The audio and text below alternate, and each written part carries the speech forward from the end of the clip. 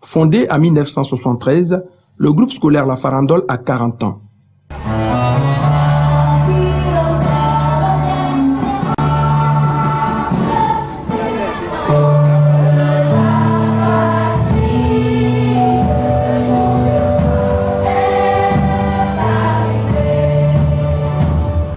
J'avais attrapé une maladie très grave, la fièvre typhoïde, et lorsque par miracle j'ai échappé à la mort, une amie est venue me voir à l'hôpital, qui s'appelait l'hôpital central, qui a disparu depuis, et qui m'a montré une revue où il y avait un magnifique jardin d'enfants.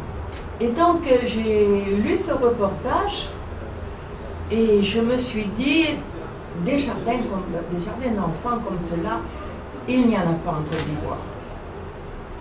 J'aimerais faire un jardin d'enfants, comme ce que je suis en train de voir, c'est-à-dire qui pratiquait les méthodes Montessori, qui sont des méthodes d'enseignement très vivantes, où l'enfant est acteur, il participe, il manipule, il crée, et donc c'est ça, moi, qui m'a enchanté.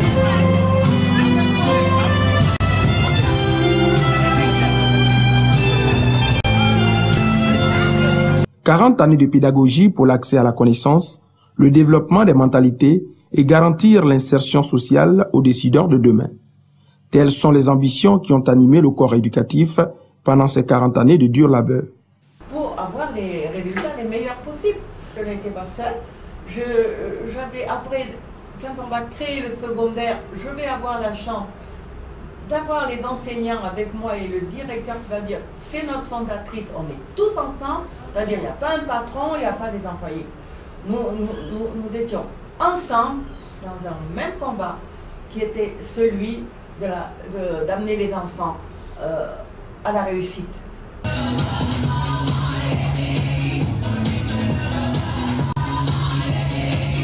Sous le parrainage de M. Dessaint-Jean, DG de la SGBCI, en présence de M. Timogo Koulibaly, vice-président du Conseil économique et social, le ministre Saliou Touré, accompagné de sa fille, première élève de la Farandole, et de Mme Catherine Rechenman, présidente de l'Union des Français de l'étranger Côte d'Ivoire. Cette commémoration a été l'occasion pour l'administration de rendre un hommage mérité à ces travailleurs qui ont permis de relever tous les défis afin de hisser haut le flambeau de l'établissement. C'est à juste titre que ces travailleurs infatigables ont été décorés à différents grades du mérite ivoirien par le ministère d'État, de l'Emploi, des Affaires sociales et de la Formation au nom du président de la République. Avec le Bible félicité. Une décoration reçue avec fierté par les récipiendaires. Et je dis bien merci, et c'est dans un esprit de convivialité que nous vivons cet événement. Que de fierté pour les anciens passionnaires de la Farandole qui, au-delà des retrouvailles, se sont remémorés ces années inoubliables. C'était une deuxième famille qu'on retrouvait ici. Il n'y avait pas de différence entre l'éducation de la maison et celle de la Farandole. Dans le cadre des 40 ans, l'ENSIT, l'École Nouvelle Supérieure d'Ingénieurs et des Technologies, a organisé la 5e édition de sa journée carrière le vendredi 30 mai 2014 au sein du dit établissement, CO2 Plateau. La conférence débat et l'exposé des résultats de recherche menés par les étudiants ont constitué le menu principal de l'édition 2014, axé sur une thématique d'actualité. La place d'éthique dans le processus d'émergence de la Côte d'Ivoire.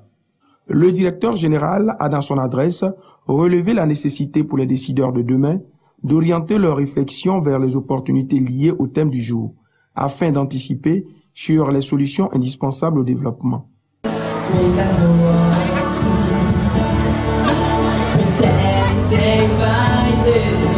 Certes, en 40 ans, beaucoup a été fait, mais il reste à relever les défis à venir. À ce propos, un programme tenant compte des préoccupations des parents et des apprenants, puis en conformité avec les normes internationales en vigueur, a été élaboré. Farandole International lance une nouvelle filière bilingue où les cours se feront en anglais. Maternelle, nous sommes passés à un collège lycée système français et un collège lycée système national, intégrant aussi un cycle supérieur, une école d'ingénieurs. Nous avons donc un devoir d'exigence professionnelle afin de toujours maintenir cette qualité d'enseignement